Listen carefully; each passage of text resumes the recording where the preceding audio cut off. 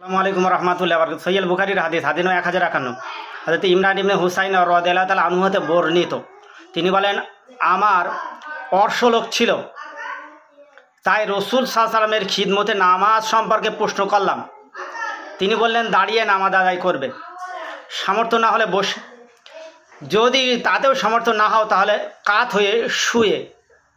হাদিস বুখারী। ব্যাখ্যা, নবী সাল্লাল্লাহু আলাইহি ওয়াসাল্লাম এক সাহাবী বলেন, হুজুর আমার অর্শরোগ। এখনও পুরুষ মহিলার অনেক অর্শ হয়, যাদের অর্শ হয় নবী সাল্লাল্লাহু আলাইহি ওয়াসাল্লামের কাছে ফতোয়া নিতে গিয়েছে যে হুজুর আমার অর্শ। রসুল বললেন যে দাঁড়িয়ে নামাজ পড়তে হবে, তারপরে সামর্থ্য নিলে বসে পড়বে, সামর্থ্য নিলে কাত হয়ে শুয়ে পড়তে হবে। ভাই নামাজ মাপনি। আর যারা বলে এর পেছনে নামাজ হবে না, ওর পেছনে নামাজের ওরকে আগে ধরা লাগবে। অবশ্যই নামাজ পড়া লাগবে দাঁড়িয়ে, যাকে কিয়াম বলে। এটা একটা ফরজ, নাই বসে নাই শুয়ে।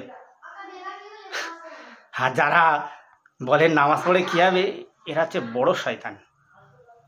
হ্যাঁ, প্রকাশ থাকে যে অবশ্যই দাঁড়িয়ে নামাজ পড়বেন আপনি, যা নাকি বসে পড়লে তার হাফ, আর শুয়ে পড়লে তার হাফ সওয়াব পাবেন। দাঁড়িয়ে যদি 100 হয়, বসে 50, শুয়ে পড়ে 25%।